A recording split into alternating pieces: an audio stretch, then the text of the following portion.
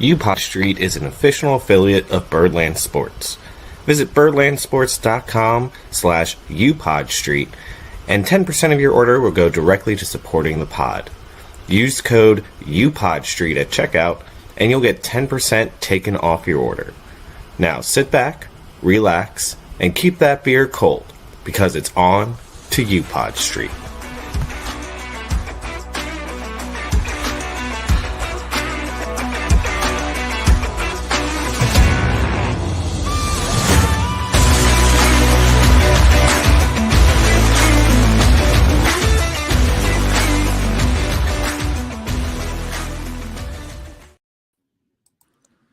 All right, welcome everybody to UPod Street. As always, I'm Jimmy Horn, and joining me is the brunette Thor himself, Jack Bain.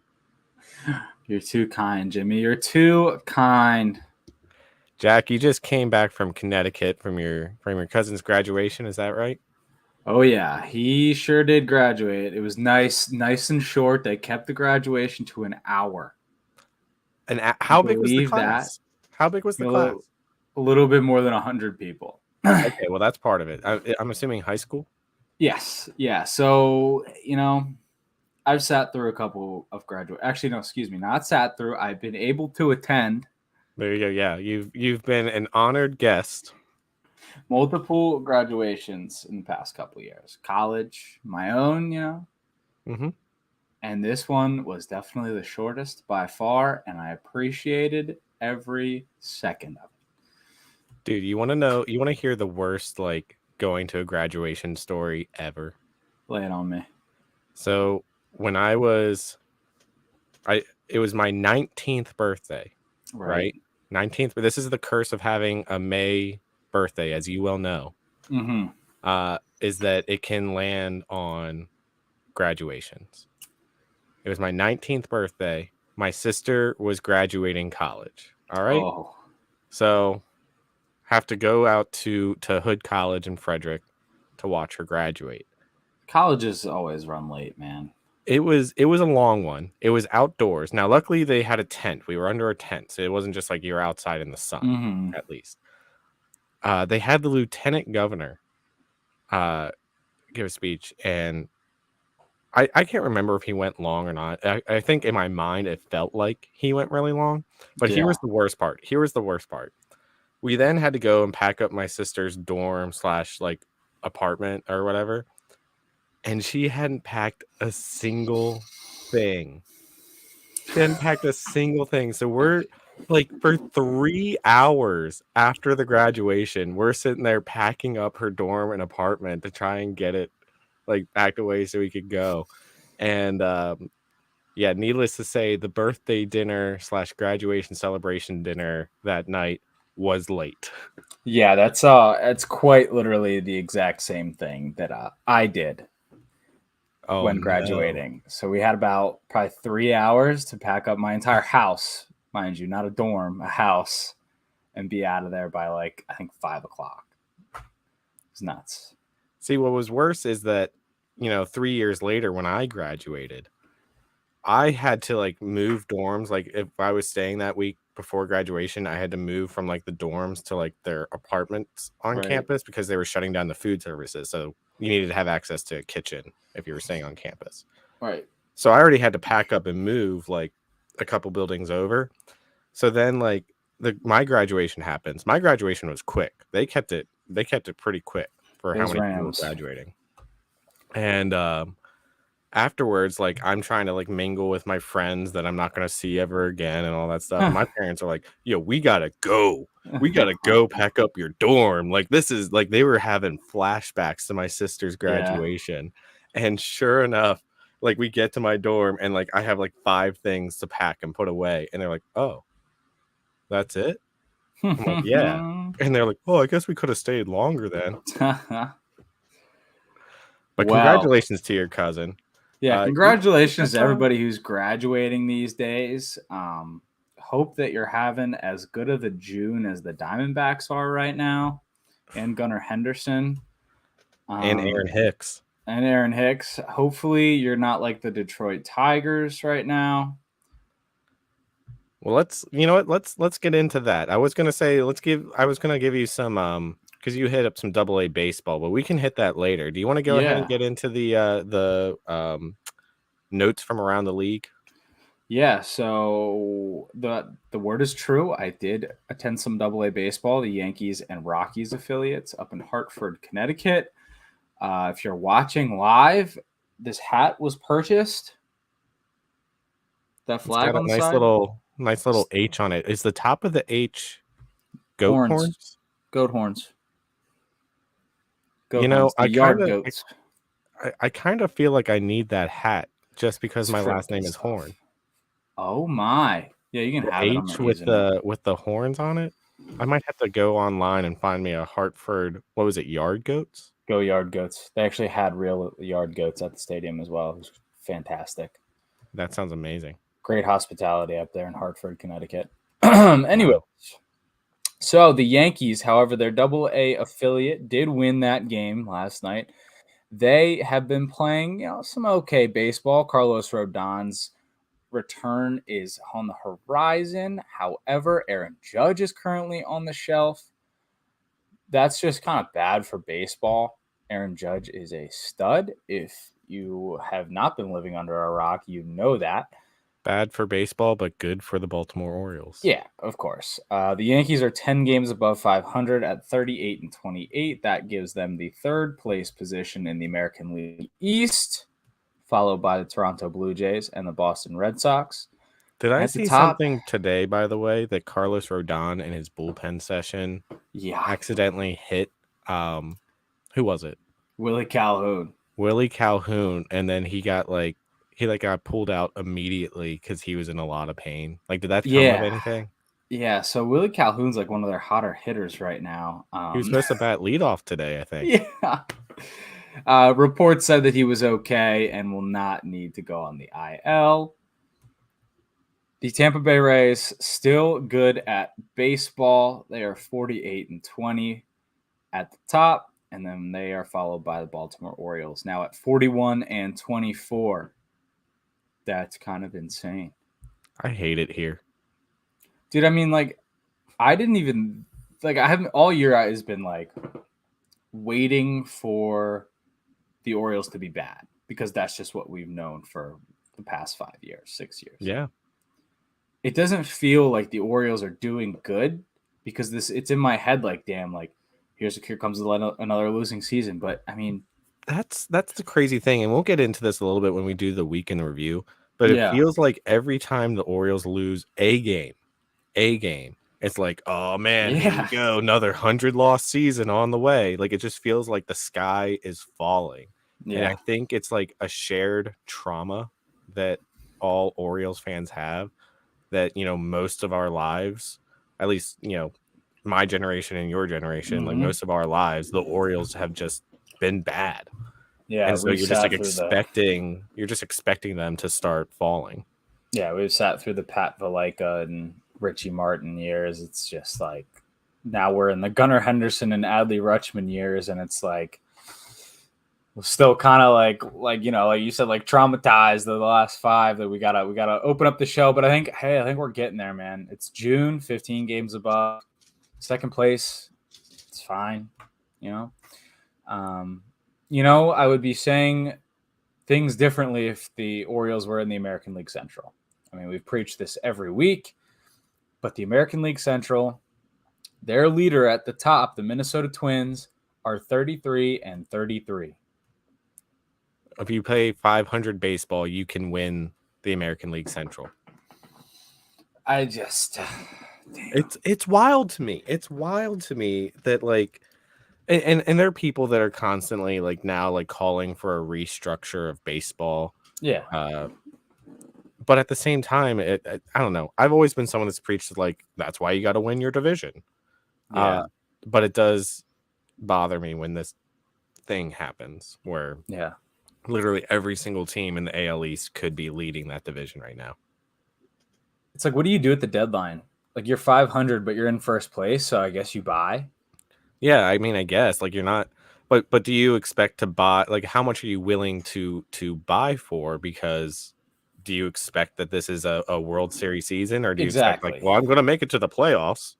It's like, That's something. you're just going to run into the Rays. Yeah. And then it's over.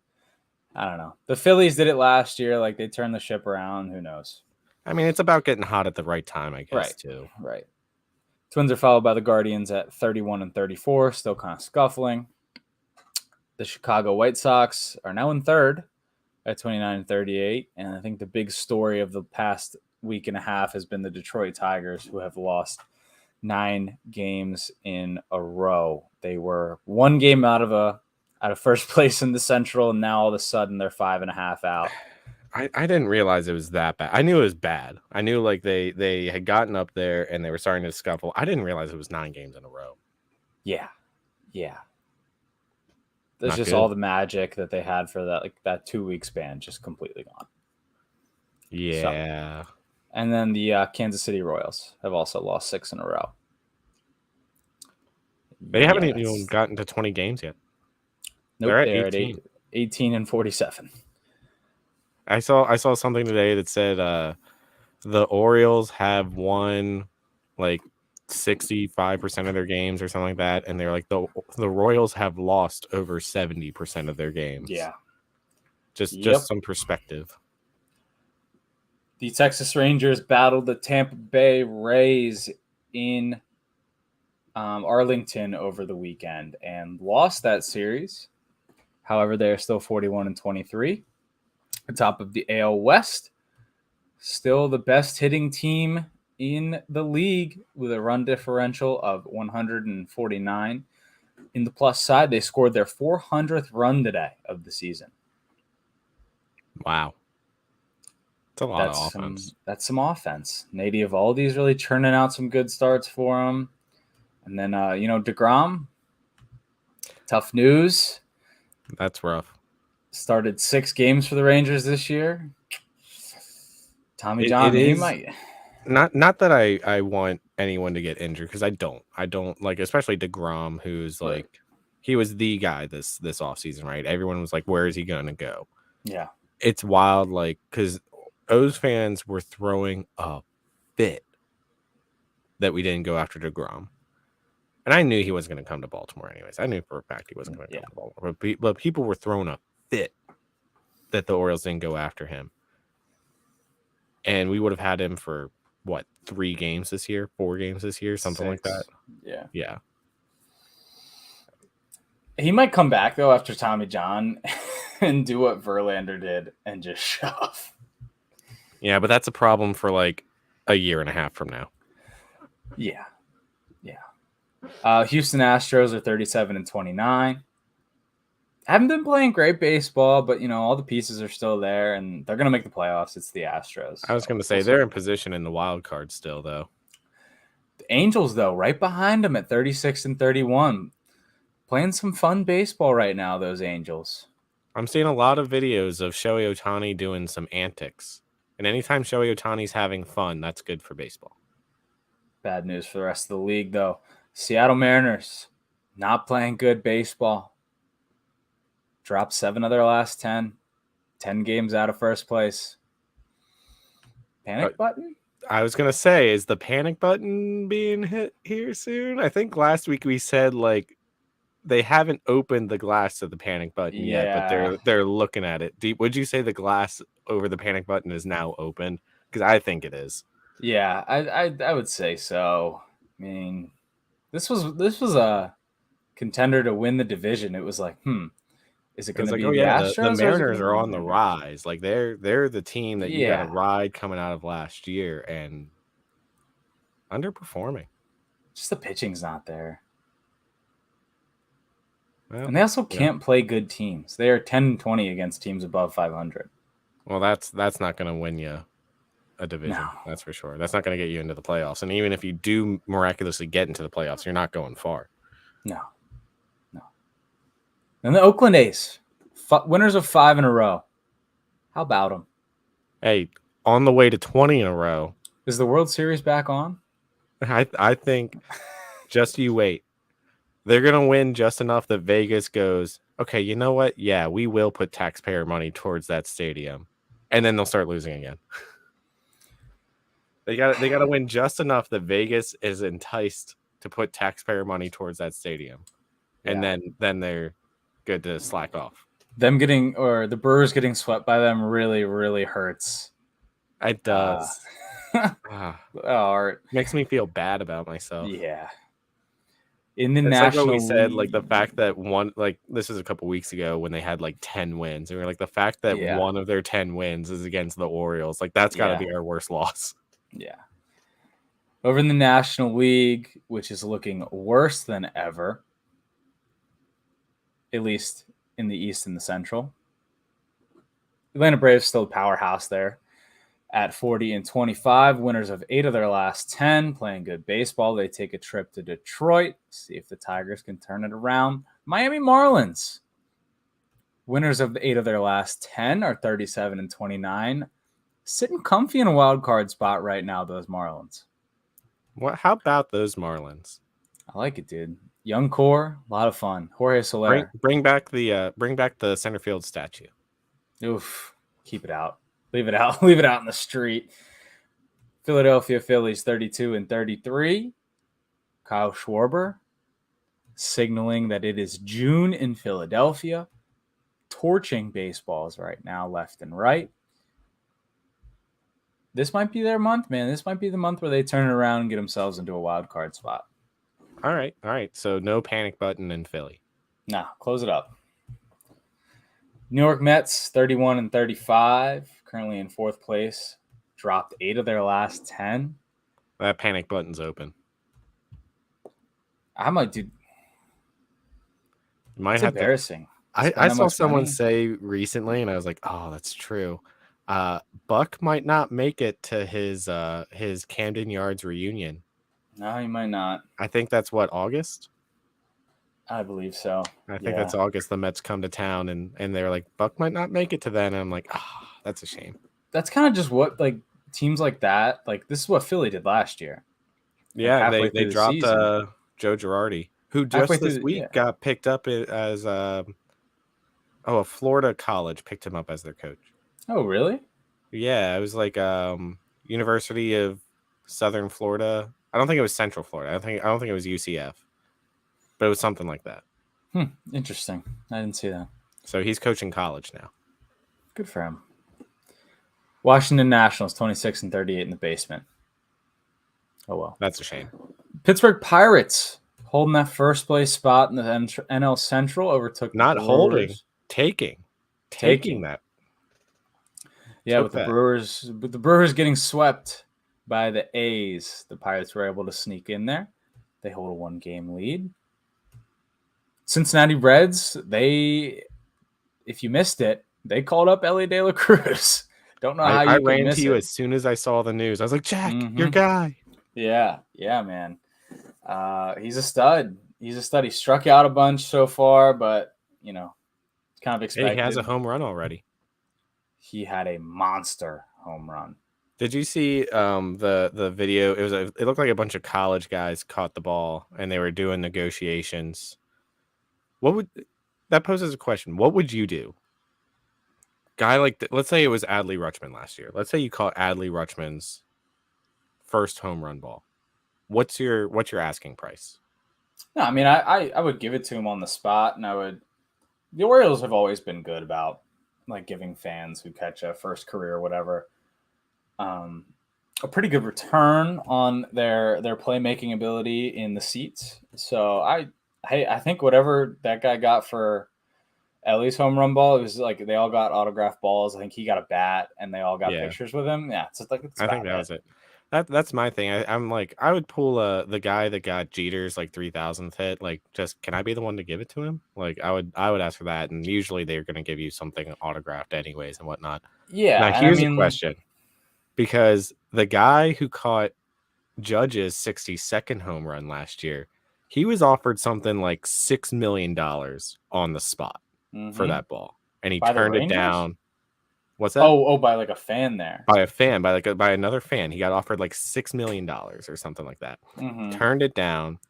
There was all these negotiations to have. He left the stadium with the ball, put the ball on eBay, and I think he got or put it on auction or whatever, and I think he got like $1.5 million for it. Yeah, still life-changing. I'm telling you right now, if I caught a ball and someone offered me $6 million for it. Yeah, what are you gonna do? Like, I'm poor. I'm poor. I need $6 million. Yeah, I feel like you got to take that. I'm probably taking that. Yeah, I mean, people gave Zach Campbell so much crap when he caught A-Rod's 3,000th hit and left with it. He was like public enemy number one. Granted, that is in New York. So I don't know. I mean, I think he's still public enemy number one to most people. Yeah. I used to be a Zach Campbell fan. The way that he's handled himself online recently, it's kind of hard to be. Chicago Cubs, 28-37, in fourth place, and St. Louis Cardinals. Finger still on the panic button, hard. I think the finger is repeatedly pressing the panic button in St. Louis. Yeah, we had the same conversation last week. Like, you got to do something with the farm there. Blow it up. I don't know. The D-backs, the first place D-backs to you. 40-25, playing unbelievable baseball. Winners of 5 in a row. Snakes are hot. No way around it. Corbin Carroll, Zach Gallen, Merrill Kelly, really carrying them through. Dodgers not playing good ball of late. Losers of 7 of 10. Really let the D-backs get in there. I feel like I'm on NPR right now, talking about the NL West. I think that's going to be a fun division to watch all season, though, to just watch those two basically trade back and forth. I think we're going to see that division flip leaders at least like 7 more times this season. Yeah. And don't look now, but the San Diego Padres are getting hot. It's about time. It's about time they get hot. 2.5 games out of a wild card, they could do it. I mean, they have so much talent, so much money they've poured into that team. They had to get hot at some point. Yeah. The question is, they waited 2 months, 2.5 months now to get it going. Is that enough time that they can make up for, or is it like, okay, you're shooting for a wild card spot at this point? I think they have to shoot for a wild card. The Diamondbacks are 15 games over. They are 3 games under. It'd be a tough, complete comeback. I mean, you'd need to see a complete implosion from the D-backs, and you would need to see the Padres fire on all cylinders, which they haven't been doing this season. I mean, Tatis is back. Machado is now back. They could do it. They could sneak into a wild card, only 2.5 games. I think it comes down to like what you and I have talked about the whole year with the Orioles and like trying not to get ahead of ourselves, where we say like, hey, it's exciting to be good in April and May, but you don't make the playoffs in April and May, but you can lose the playoffs in April and May. And it's like the opposite for the Padres. It's like, okay, you don't have to panic because you don't win the playoffs in April and May, but you can theoretically lose them in April and May. And that's what's going on around the league. All right. Well, thank you for the updates there, Jack. Let's get into your Baltimore Orioles, starting with that series in Milwaukee that unfortunately we kind of have to talk about. The Milwaukee Brewers, who just got swept by the Oakland A's, mind you. Started off game 1. Pretty good game. Pretty good back and forth pitchers duel. The Orioles tied it at 2 in the second inning, thanks to one Aaron Hicks hitting a home run, a 2-run home run to tie it up. A majestic home run. Yes.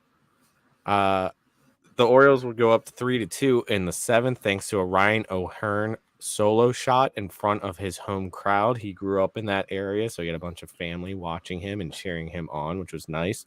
And then Yennier Cano comes in and, in a rare moment, gives up a run in the 8th inning. Ties the ball game. Orioles go into the 10th. And who comes on to pitch the 10th inning? The ever so clutch Austin Voth. Yeah, as much as as easy as it is to rag on Austin Voth for not closing the game or keeping the game where it was, the offense didn't score in the top of the 10th. And they got close, right? They got a guy to third, I think. Yeah, I think it was a Jorge Mateo pop up. to lead off, and then a ground ball to the right side to move him over, and it wasn't productive getting him to third base. So the Orioles would lose that one.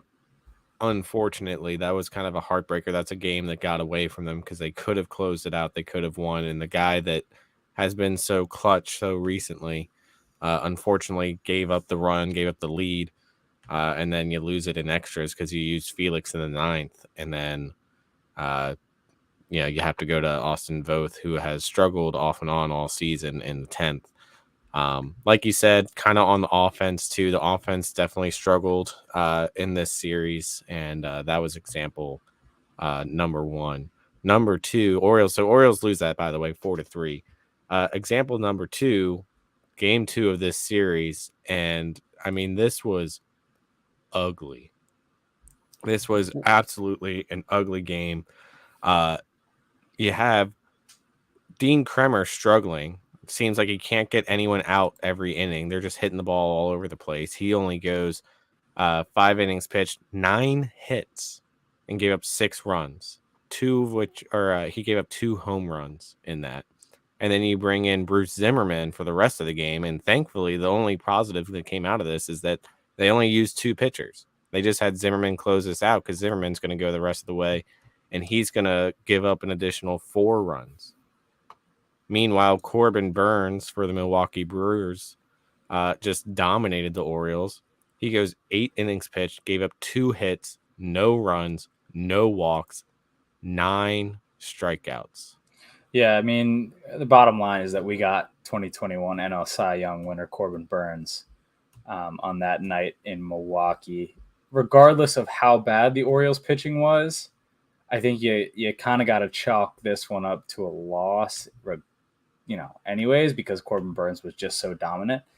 But even though Burns was as dominant as he was, as soon as we got to the bullpen, man, like it just shows what Milwaukee's game is, that they have their ace and they have their guys at the top of the rotation who keeps them in games. Once you get in the bullpen, man, that's when you strike. I mean, the Orioles got their 2 runs in the 9th off of the Milwaukee reliever. Granted, Brewers were up 10-0 at the time, so they're going to put in their back end of the bullpen, kind of schmuck, for lack of a better term. But yeah, I mean, the Brewers just came to play. Everything was firing for them. Everything was not firing for the Orioles. But in the next day, the Orioles would show some fight in the last game of the road trip. And, I mean, it was just a good win. Bats woke up. Gunnar Henderson kept his dominance of June going. Well, I was going to say, it wasn't a good game until the 7th inning. Bradish. The Orioles couldn't hit anything until the 7th inning, it seemed like. And you just kind of felt like, oh boy, here we are. We're going to get swept by Milwaukee. And then they score a run in the 7th. And then, between the 7th and 9th innings, they scored 6 runs. 6 runs to end that game. Like you said, Gunnar Henderson had the go-ahead home run. And suddenly you felt like this big rush of energy.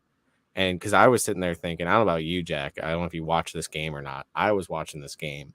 And up until that 7th inning, I was going like, oh no. Like the Orioles are going to come into their homestand having been swept by Milwaukee. The bats aren't going. Like, what's this homestand going to look like when we should be really good facing off against Kansas City Royals? You come in on the wrong step and you have what happened to the Milwaukee Brewers in Oakland this weekend. You could get swept by a bad team. Yeah, no doubt. It's like I said about the last game. Get to the Brewers bullpen and good things happen. The starter, Colin Ray, goes 5 strong. Silenced the Orioles bats, got into the bullpen, and then we started to wake up. Also, great job by the Orioles bullpen in this one. After Bradish kind of got shelled in the first inning, I mean, he shut it down for the next 4. He struck out 10, man. 10 strikeouts. That was wild. Yeah. So, I mean, he started locating pitches, got the strikeouts up, only walked 1 guy, which is, promising to see. And then Baker, Aiken, Cano bounce back in a big way, and then shut the door with Felix striking out 2 of the 4 batters he faced. So we salvaged a win, which also salvaged the road trip, in my opinion, because that meant that the road trip was a 500 road trip. And anytime you go on the road and you go 500, you maintain where you are. I think that's a pretty good road trip, especially because you weren't going against schlubs, right? We weren't on a road trip against Oakland and then St. Louis or something like that. It was a road trip against the Giants, who are pretty good, and Milwaukee, who's fighting for their division right now. Yeah, it was a road trip against contenders. Yeah. So you feel pretty good about that. You come into the weekend, you come home to face off against the struggling Kansas City Royals. Game 1, Friday night. I was there, Jack. I was there. How'd the jerseys look? I was a little disappointed because I got a email from the Orioles ahead of time that said that parking for the weekend for all 3 games this weekend was sold out. Wow. And if you were looking to park in the stadium, like, find alternate parking. So I was going in Friday night going like, yo, this is about to be a massive crowd.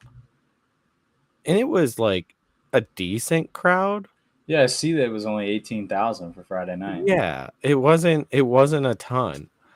Here's the thing that really bothered me. So I was sitting out in section 85, which is like left field, still on the lower concourse, but like the upper level of the lower concourse, right?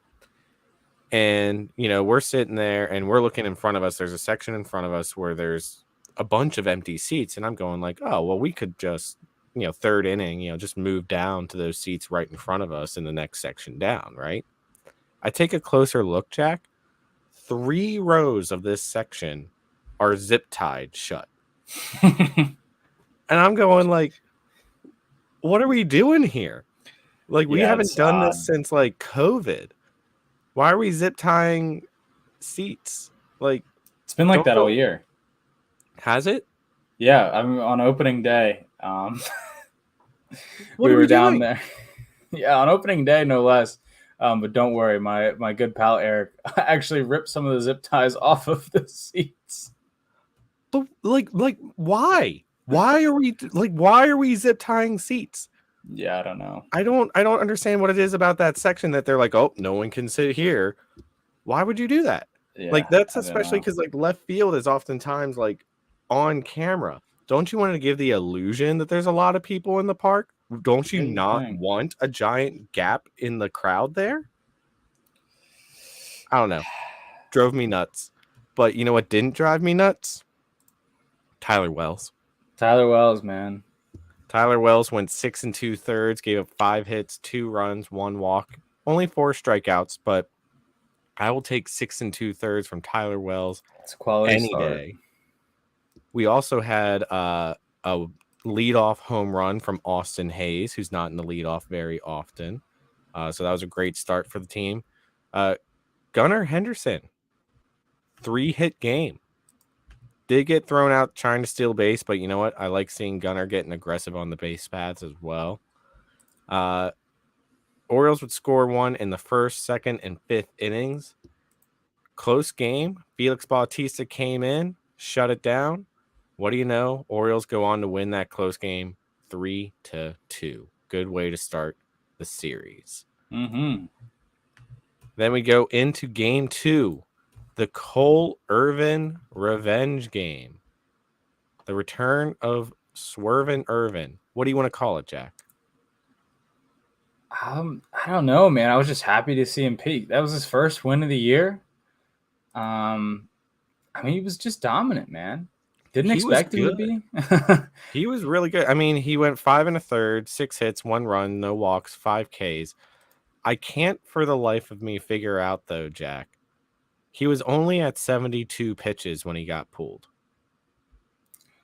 I'm thinking that, the Orioles have learned their lesson from earlier in the season, and that was where he started to get hit around a little bit. So I think that was just good managing by Brendan Hyde. I mean, give it to a hot bullpen who's been pitching real well lately. I mean, you see the numbers, like Baker came in, got Irvin out of the 6th, then Voth, had not a great outing, walked 2 guys, but then Sino Perez came and shut it down, and Mike Baumann did the same thing. I think, Orioles get out to an early lead, keep the lead where it is.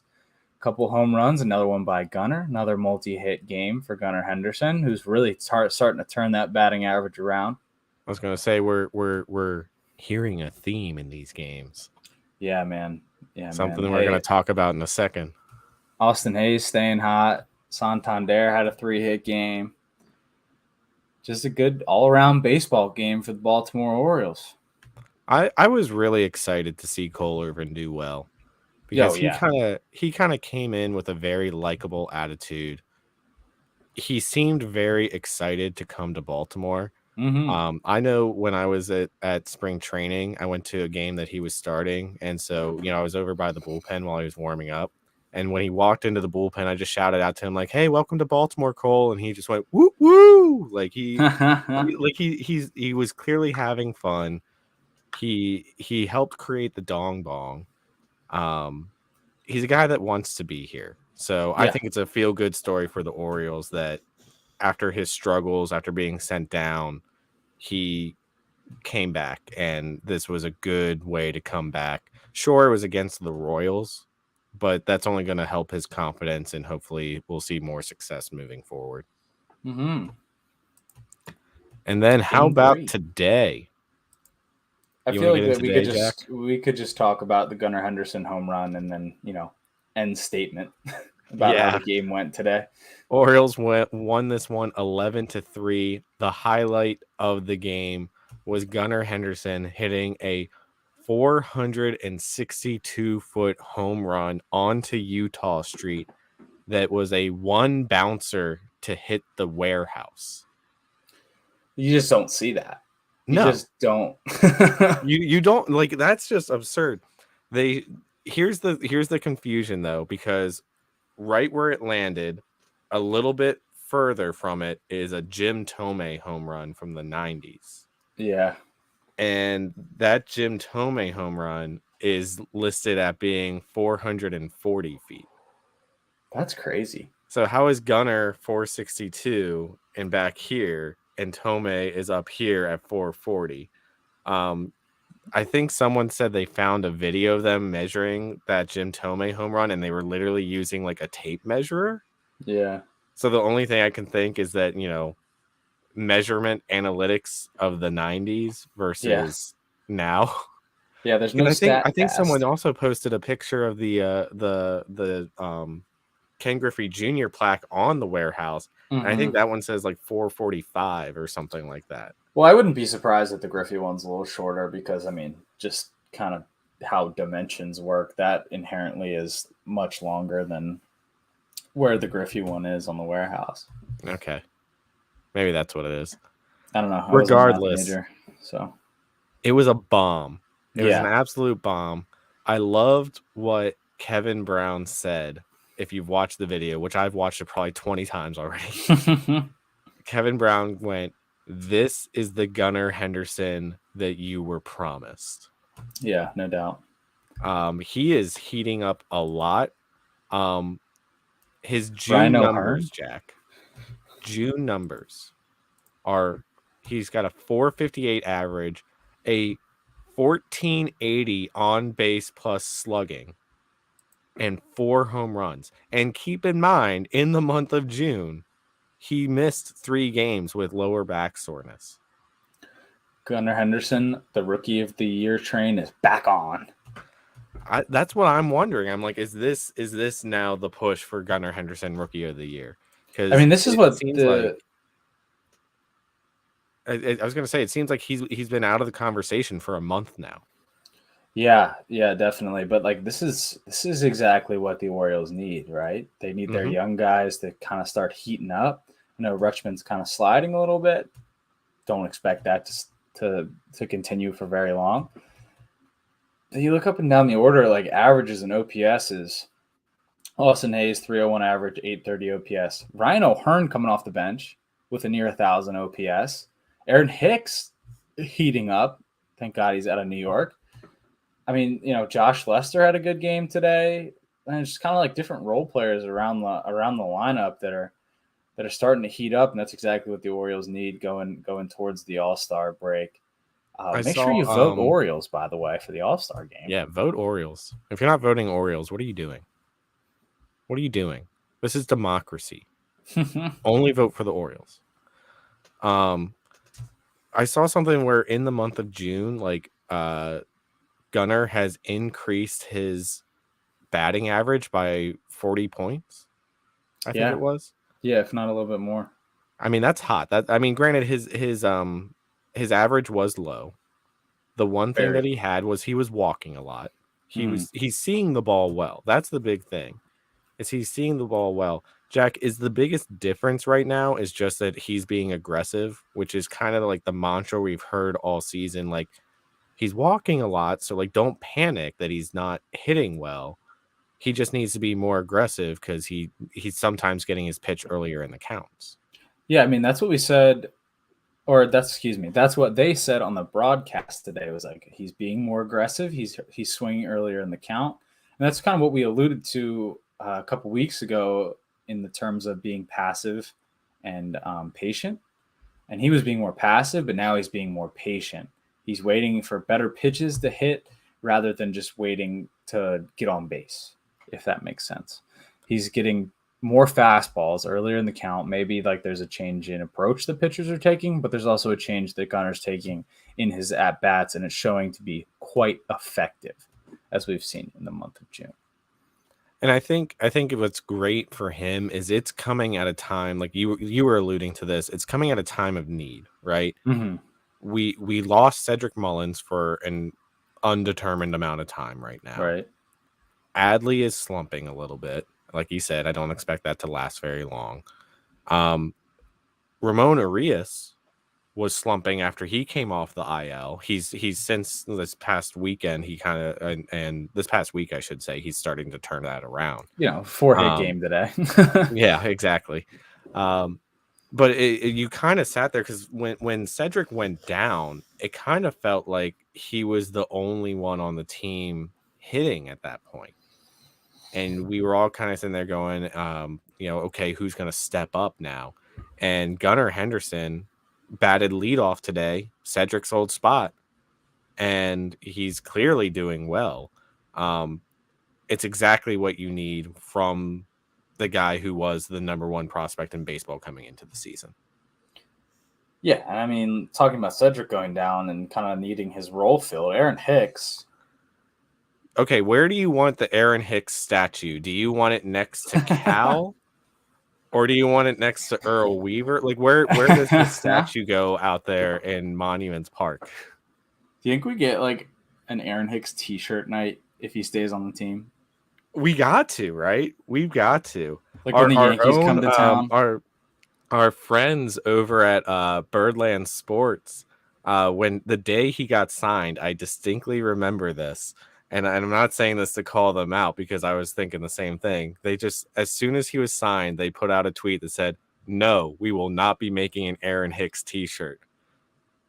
And I laughed at it. I responded. I was like, "Why not? Like, come on." Yeah. Now I'm like, no, seriously, why not? Like, I think we might need to see an Aaron Hicks T-shirt. Like when the Yankees come to town, right? Oh, first 10,000 fans, just like. Make up a quick T-shirt. I know there's some T-shirt nights that are still undetermined what the design's going to be. Just give a little something.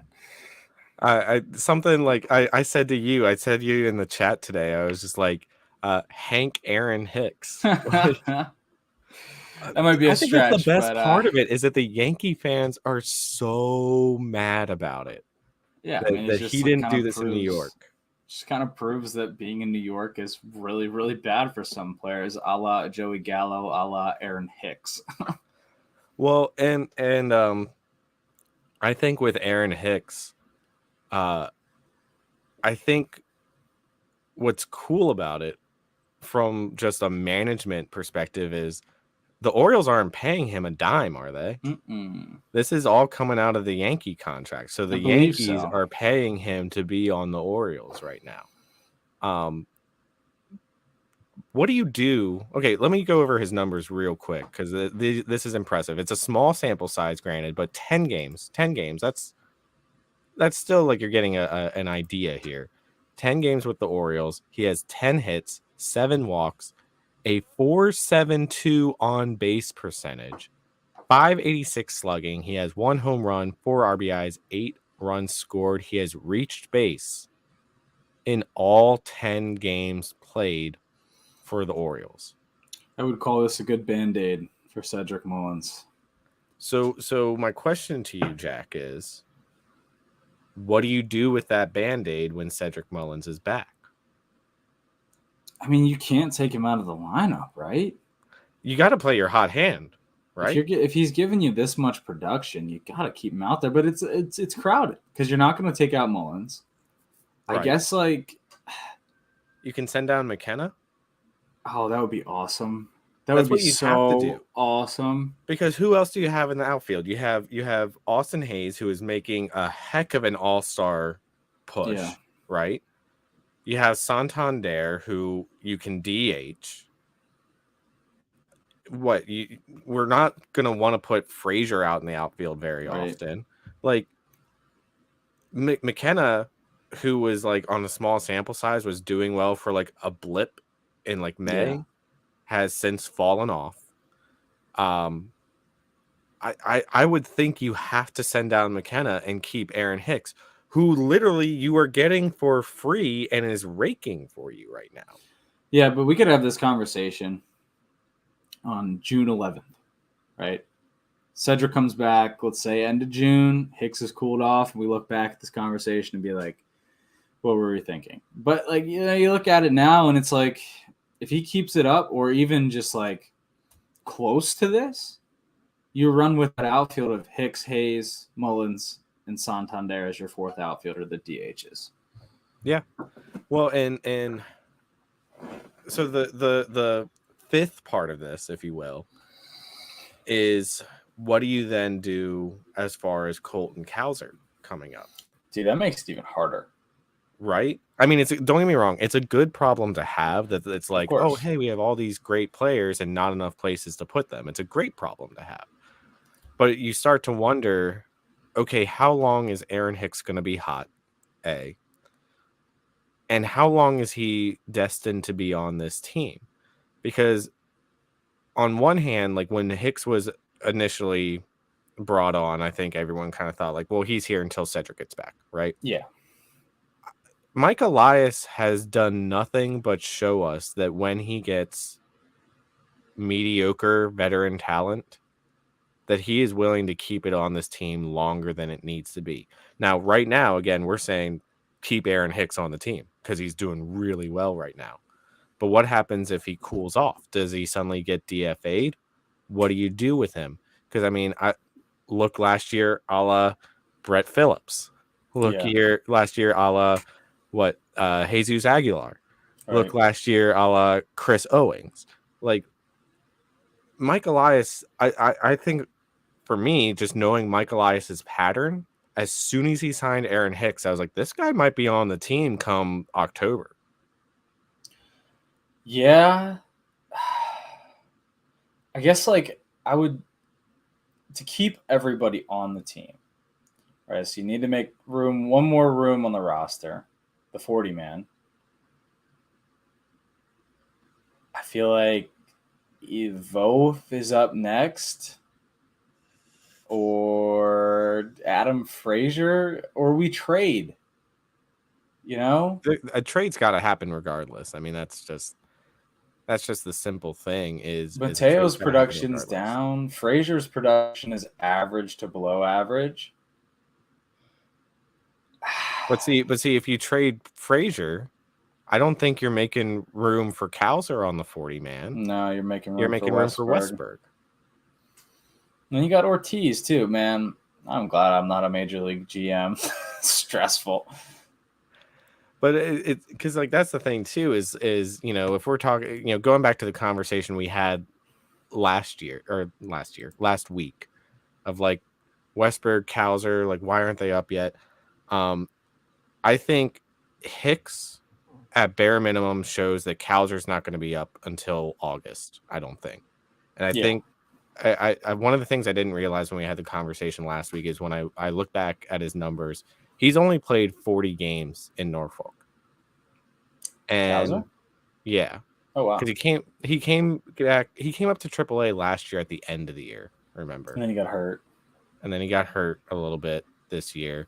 So he's only played 40 games. Plus, AAA starts later than the major league season. Right. So he's only played 40 games in Norfolk. And Mike Elias has made it very clear, like, before we promote anyone to the major leagues, I want to see them have at least success, a certain number of at-bats at the AAA level. I don't think any of us know what that number is. I think the only person that knows what that number is Mike Elias, but I don't think Colton Cowser is anywhere near that number. Yeah. So I think this is at least on surface level, it's a Band-Aid until Cedric Mullins comes back. I think on a deeper level, this is also helping bridge the gap until Colton Cowser is ready come maybe August. I'm calling my shot now. I'm saying end of August. Yeah, I don't disagree. I just don't know. Right? Yeah. Now Westberg is an entirely different story because Westberg has had like 130 games at AAA and a lot of success. A lot of success. I mean, he's leading the minor leagues in home runs right now. At least last I checked, that number might have changed, but he's up there. He's got 17 home runs now, maybe something like that. I would rather have Westberg than what Frazier's given us or what Mateo's giving us right now. I'm still saying that we're not going to see Westberg till after the trade deadline. Because I think we said last week. I think Elias is waving that Westberg trade bait, and he's not going to let him come up and possibly struggle in the major leagues, as he adjusts to what major league pitching is like, to then reduce his trade value. Now, I'm not saying Westberg will be traded. I'm saying at least one of these three guys is being traded. It's going to be Westberg, or no, 4 guys. I got at least 4 guys that could be traded. Could be Westberg, could be Urias, could be Mateo, could be Frazier. But someone's going to get traded. One of those 4 is getting traded. Westberg and another lower level minors guy for Shane Bieber. I could see it. I would not doubt that. The Guardians, who are probably close to sell mode, and they have shown they want a younger team, taking a guy that's probably is MLB ready. Oh, no, he is. So, he could help you right away, but is still very young. I'd be okay with that. Would you be okay with that trade? I could live with that trade. And another top 30 guy? You think that's enough?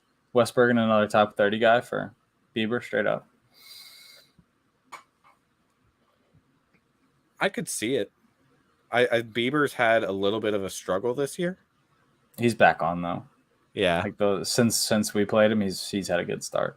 I think if Westberg enough. Keeps succeeding, if Westberg keeps moving up the prospect list, yeah, I could see it. The Guardians just could be like, he hasn't seen one major league pitch. How do we know what we're getting? That's true. I think it would need to be a little bit more. Him and Josh Lester. Yeah, but they're set on first baseman. Yeah, true. I don't know. I haven't looked at what the Guardians' need is, to know for sure.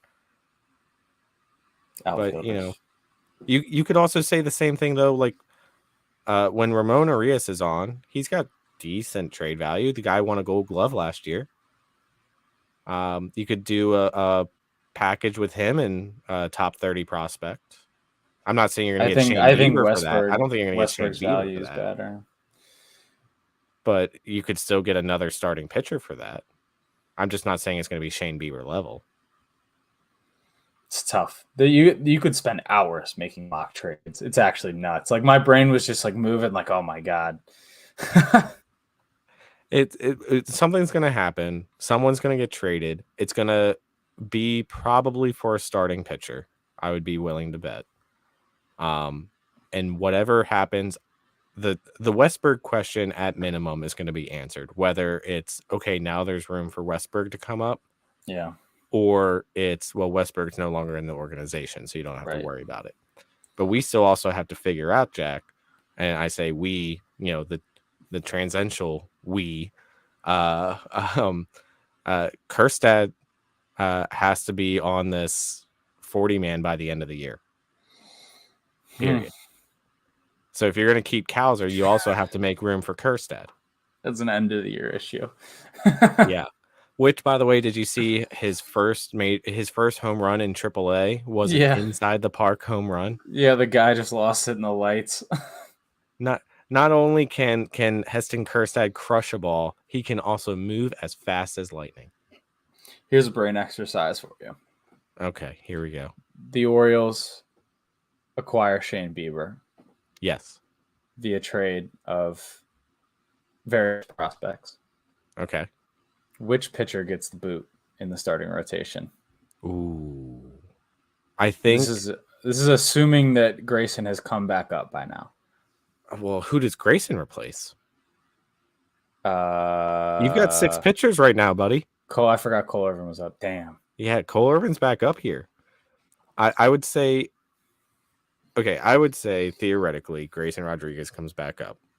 As things stand right now, and I know we just sung his praises and how great it was to see him back up and succeeding this weekend. As things stand right now, Grayson would theoretically probably replace Cole or Kramer, dude. Kramer's so hot or not. That's the thing is like as soon as I start going like, Kramer might need more work, he'll pitch a game where he goes 7 innings and strikes out 12 or some nonsense like that. Yeah. I think your only locks right now are Wells. Yes. Gibson. Yes. Grayson's a lock. I mean, once Grayson. that's the thing. Grayson's not leaving this organization. That's period. So that leaves you with Kramer, Irvin, and Bradish. Bradish. I don't think Bradish is going anywhere either. So now you got Grayson, Bradish, Wells, Gibson. So then you have to figure out what to do with Irvin and Kremer. So you would assume it'd be one of the two that Bieber would replace. Probably. Or I like it. I like it a lot. What if, Jack? What if we went to a 6-man rotation?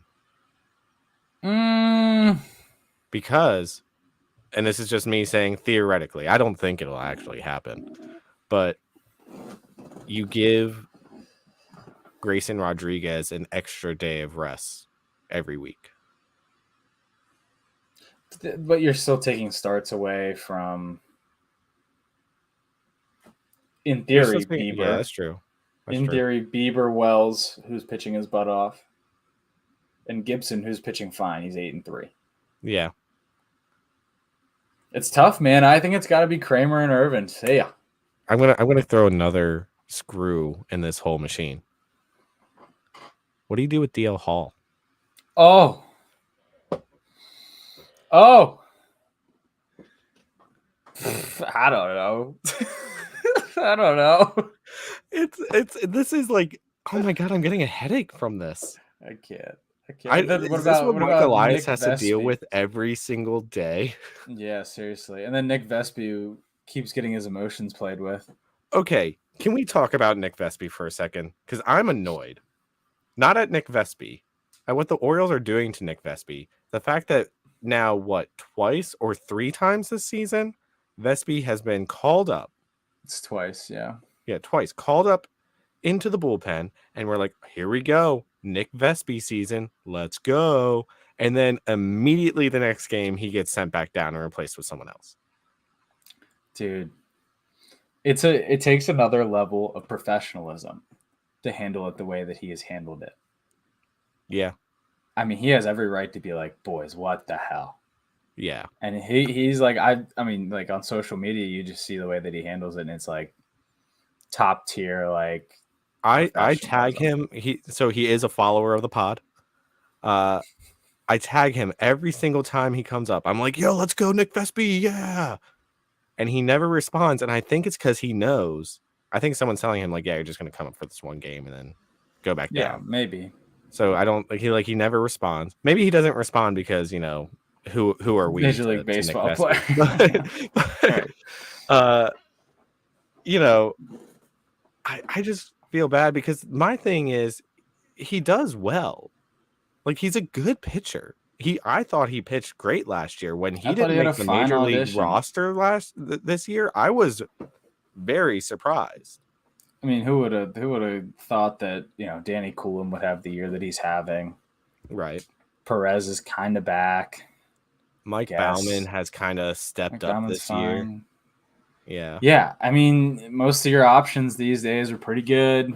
Yennier Cano, we'd had no idea Yennier Cano would be coming. Yep. And I mean, Bruce Zimmerman, I think his audition is over. Yeah, Bruce Zimmerman, I think his role now is whenever the bullpen is spent and you need a guy to come in and just eat bullpen innings, that's him until he's out of options, and then he's going to be DFA'd. Yeah. And that's going to be the Bruce Zimmerman story. Shame, local guy. But I think that's where we're at with Bruce Zimmerman. The flaws of having the best farm system in baseball. You know, it's wild. It's both wonderful but mind-numbingly frustrating at the same time. I mean, this has been a mind-numbing 10 minutes. What's that? This has been like a very stressful 10, 15 minutes. I know. Do you feel your heart racing? Yeah, I'm just like, my brain is cluttered at the moment. So let's answer a Brady Bain question.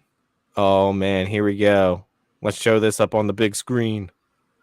Does Mike Elias change the way that he views prospects in the draft, or changes the way that he drafts now that he has a lower pick and a surplus of infield prospects? Mike Elias has said himself he does not care what position a player plays. He is going to pick the best player that he can when he drafts. Case in point, when he drafted Jackson Holliday #1 overall last year, people asked him, they said, you just had Gunnar Henderson come up. Or I think Gunnar Henderson hadn't come up just yet, but like he was on his way up, had just become the #1 prospect. Like Adley had just graduated. He had just become the #1 prospect. And they're like, you already have a #1 prospect who is a natural shortstop. What are you doing drafting another shortstop #1 overall? And Mike Elias flat out said, I don't care what position he plays. I'm going to pick the best player on the draft board. Which is, you know, a good way to draft me. Look at what Jackson Holliday is doing right now. Oh, yeah. He's cooled off a little bit, by the way. In the past 2 weeks, he's only hitting 240. Crazy. Wow. He's human. Now, I think that the way that he's viewing his prospects now that we have a surplus is looking at it like we have the best farm system in baseball. He's been here before, and I think if you look back at what the Astros did before they won the World Series, you're going to start seeing motifs of what Elias does. And that'd actually be interesting to go back and look at who the Astros drafted in that stretch. I think they drafted a shortstop like the year that Carlos Correa came up. It wasn't Pena, was it? No. It might have been Pena. I think they might have drafted Pena. No, but Pena was a college guy, so it would have been way after Correa. It might have been like as Carlos Correa was doing something amazing like Carlos Correa does. But he basically, I think that was the example he used. He said we drafted a shortstop as Carlos Correa was dominating the league. Like it doesn't matter to us. And I think the masterclass of the Astros and what he's basing this all off of is longevity. The fact that, you know, we're just going to have the best players. We can use them to trade. We can use them to develop. And the result of that is not going to be a Washington Nationals, you know, one and done World Series where everything falls apart like a year or two after, and then you have to sell away everything and start from scratch. He's saying, I want the Orioles to be good and be good for a really long time. And I think that's where I want to be. I don't want a one and done World Series. I would do a lot of things for an Orioles World Series, but I would much prefer to have an Orioles team that dominates for a decade. So includes the World Series. So I dove into the Astros draft picks of 2017. So Correa came up in 2017, won Rookie of the Year in 2017. And the Astros had a very kind of draft. So who do they draft in 2018? 2018. that might have been Pena. I wonder. So right after Carlos Correa won Rookie of the Year, did they draft Pena? Let's see. No. No. I don't know what example I'm thinking of then. Seth Beer. Huh. So he's now in the Diamondback system. Regardless, I think that's the biggest thing with Mike Elias is like I'm just gonna overload with the best prospects and I don't care where they play. I mean that's the biggest thing with him is he doesn't draft pitchers, right?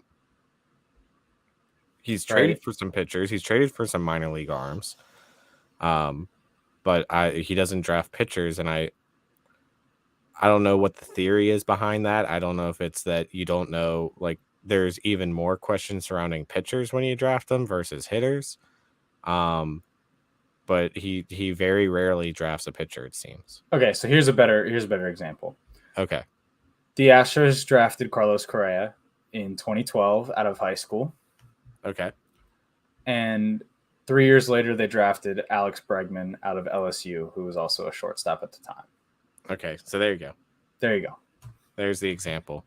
Yep. So Correa was coming up at that point. He hadn't debuted yet. Correct. But he was already high up in the prospect ranking. He was there. Okay, there we go. There's the example. There it is. We figured it out. It out. My mind doesn't lie. It just can't remember everything. Yeah. So what do we got? What do we got this week besides some fire glasses on Thursday? Yo, how pumped are you for those glasses on Thursday? Over the moon. So for folks that don't follow their Orioles giveaway calendars, which if you're not, I don't know what you're doing. This Thursday, the Orioles are doing their visor sunglasses giveaway. Jack, do you have a pair on you that you can show off like an example of what these things look like? I think they're upstairs. Oh, no. So if you don't know what the visor sunglasses are, they're pretty ridiculous. They look like ski goggles. Yeah. They're massive. They're absolutely massive. It's Jack, you're the expert on this. Is this like a style in baseball nowadays? Yeah, so they're the main one that people wear are the Oakley Sutros. Okay. And that's what like Santander wears. A lot of different people in the Orioles have them. But yeah, it's kind of like it's big in baseball right now to have the Sutros. I call them the fire glasses because they're fire. But yeah, super stoked for this giveaway. Thursday afternoon, got to figure out how to get there. I know for a fact that mine are going to like sit in my back pocket and break like immediately. Like that's the thing is like they're going to be so cheap. They're going to break immediately. They're going to be good. I have faith. They're going to be good. You have faith? I'm excited for it regardless. I think it's a great giveaway. I have the day off on Thursday. I have tickets. I'm going. Jack hopefully is going to figure out a way to go there. Make sure if you see us, you say hi. I forgot to tell you, I wore my UPod Street jersey on Friday. Oh, and yeah. I had people recognize me. Let's go. I had a guy that I actually went to high school with. Hadn't seen him since high school. Came up to me and was like, "Oh my god!" Like I saw the jersey and I was like, "I know the guy that makes that." So there we go. Nice. So that's one thing to look forward to this week is a great giveaway. If you have Thursday off or play hooky from work, go down to the yard, get yourself some fire glasses. Orioles have the day off tomorrow. Then they have 3 games against Toronto, ending in that day game on Thursday.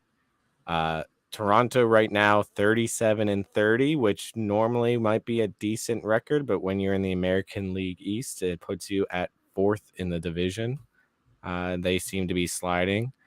And then after that, the Orioles travel. They are going to go to Chicago, have 3 games against the Chicago Cubs, featuring one Trey Mancini. And the Cubs sitting right now at 28-36. So a chance early on in this week for the Orioles to gain some ground on an AL East rival, and then maybe go to Chicago and beat up on some Cubbies to continue to gain some ground. I wish those Cubs games were at home.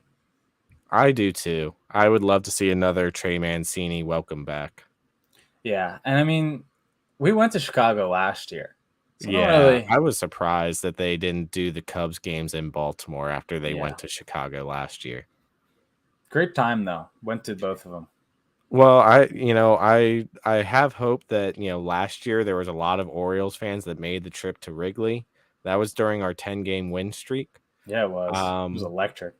So I have hope that there will be some Orioles faithful that go to Wrigley this year as well. I saw there was a lot of Orioles faithful that went to Milwaukee.